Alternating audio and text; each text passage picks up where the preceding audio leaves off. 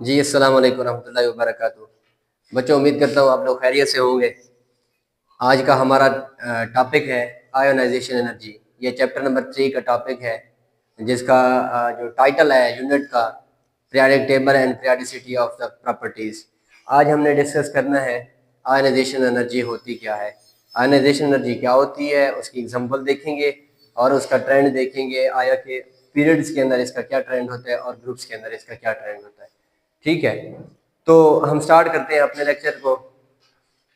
Amount of energy required to remove most loosely bound electron from the valence shell of an isolated gaseous atom.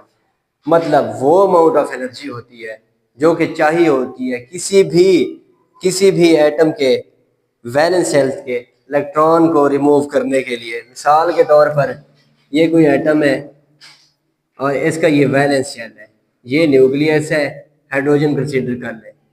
तो ये जो amount of energy चाहिए होगी इस electron को remove करने के लिए, उसको हम बोलते हैं आयोनाइजेशन एनर्जी।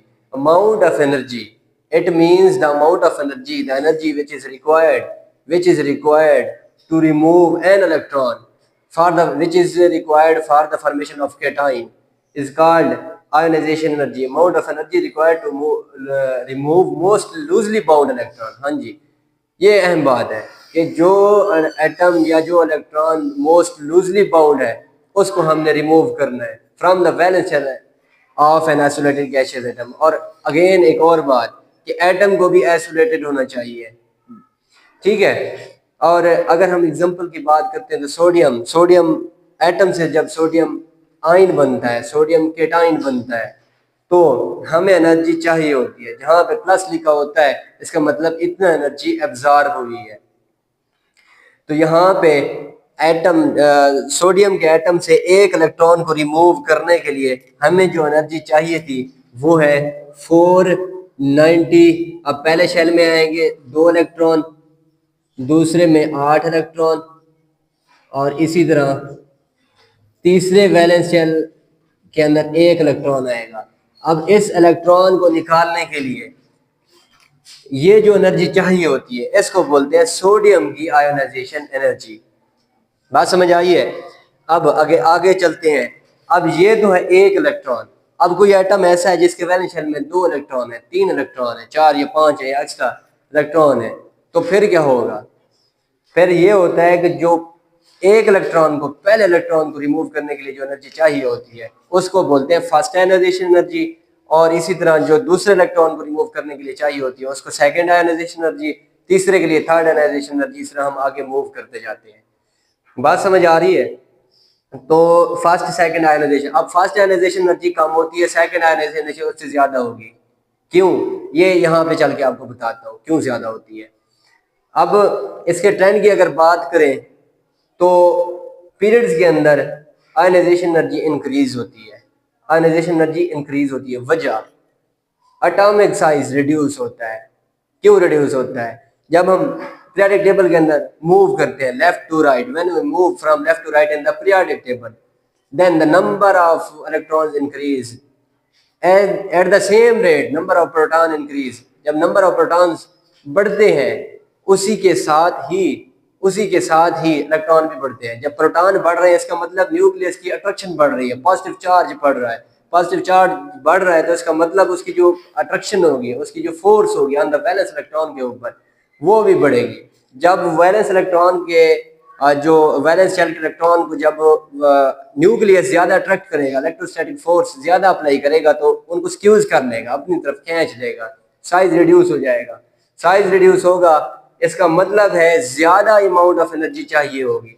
अब ये एटम है, अब ये इलेक्ट्रॉन तो चला गया, अब ये हो गया शेल करीब न्यूक्लियस के। अब इस इलेक्ट्रॉन को निकालना मुश्किल है क्योंकि ये न्यूक्लियस के इलेक्ट्रोस्टैटिक फोर्स ऑफ अट्रैक्शन को ज्यादा फेस कर रहा है। अच्छा जी, पहली बात कि साइज रिड्यूस होगा, न्यूक्लियस की जो इलेक्ट्रोस्टैटिक फोर्स ऑफ न्यूक्लियस है वो इंक्रीज होगी। जब इंक्रीज होगी तो उस इलेक्ट्रॉन को न्यूक्लियस की फोर्स ऑफ अट्रैक्शन से निकालने के लिए ज्यादा एनर्जी चाहिए होगी, और जब ज्यादा एनर्जी चाहिए होगी इसका मतलब है आयोनाइजेशन एनर्जी भी ज्यादा होगी। और no increase the number of shells, यहाँ पे नंबर ऑफ शेल्स का इतना एक्स्ट्रा शेल्स का इजाफा नहीं हो रहा होता पीरियड्स के अंदर। बात समझ आई है? और इसी तरह अगर मैं बात करूं ग्रुप्स की, तो ग्रुप्स के अंदर आयोनाइजेशन एनर्जी जो होती है वो डिक्रीज होती है, आयोनाइजेशन एनर्जी डिक्रीज होती है। यहाँ पे मैं बताना भूल गया कि पीरियड के अंदर अगर लिथियम की बात करूं तो उसकी जो आयोनाइजेशन एनर्जी है, फर्स्ट आयोनाइजेशन एनर्जी वो है 520 किलो जॉल पर मोल, इतना एनर्जी चाहिए होती है इसके एक इलेक्ट्रॉन को निकालने के लिए। बेरिलियम जो दूसरा एलिमेंट है इस पीरियड का, और उसके लिए 899 किलो जॉल पर मोल एनर्जी चाहिए हुई होती है। इस तरह चलते जाए तो नियॉन सेकंड ग्रुप का लास्ट एलिमेंट है, ठीक है, नोबल गैस है, इसके लिए 2080 किलो जॉल पर मोल एनर्जी चाहिए होती है इसके एक इलेक्ट्रॉन को रिमूव करने के लिए। अब आप लोग देखें कि पहले 520 किलो जॉल पर मोल है, अब 2080 किलो जॉल पर मोल हो गया है, तो आयोनाइजेशन एनर्जी बढ़ रही है, ये एक इलेक्ट्रॉन की है। अगर हम सेकंड इलेक्ट्रॉन को रिमूव करेंगे मींस सेकंड आयोनाइजेशन एनर्जी वो इससे ज्यादा होगी, इसके डबल अमाउंट होती है, 3 इलेक्ट्रॉन निकालने होंगे तो वो ट्रिपल अमाउंट हो जाएगी। इसी तरह ग्रुप्स के अंदर आयोनाइजेशन एनर्जी की अगर बात करें तो ये डिक्रीज होती है। क्या होती है? डिक्रीज। क्यों? Atomic size increases, atomic size increase कर रहा होता है। क्यों? नंबर ऑफ शेल्स भी बढ़ रहे होते हैं, नंबर ऑफ इलेक्ट्रॉन्स बढ़ते हैं, नंबर ऑफ प्रोटॉन्स भी बढ़ते हैं, नंबर ऑफ शेल्स का इजाफा होता है। जब शेल्स का इजाफा होगा तो वैलेंस इलेक्ट्रॉन, बात यहाँ पे हो रही है वैलेंस इलेक्ट्रॉन की, इनर इलेक्ट्रॉन्स की बात नहीं हो रही, वैलेंस इलेक्ट्रॉन की बात हो रही है। The electrons which are present in the last shell of the nucleus of the atom is called valence shell.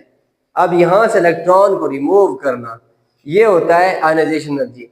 अब साइज इंक्रीज करता है, उसके साथ electrostatic force of nucleus decrease होगी। क्यों? अब वैलेंस इलेक्ट्रॉन जो हो गया वो न्यूक्लियस से बहुत दूर हो गया। जब एक चीज दूर हो गई न्यूक्लियस से तो उसको निकालना आसान हो जाएगा बनिस्बत उस इलेक्ट्रॉन के जो न्यूक्लियस के करीब पड़ा हुआ है। बात समझ आ रही है?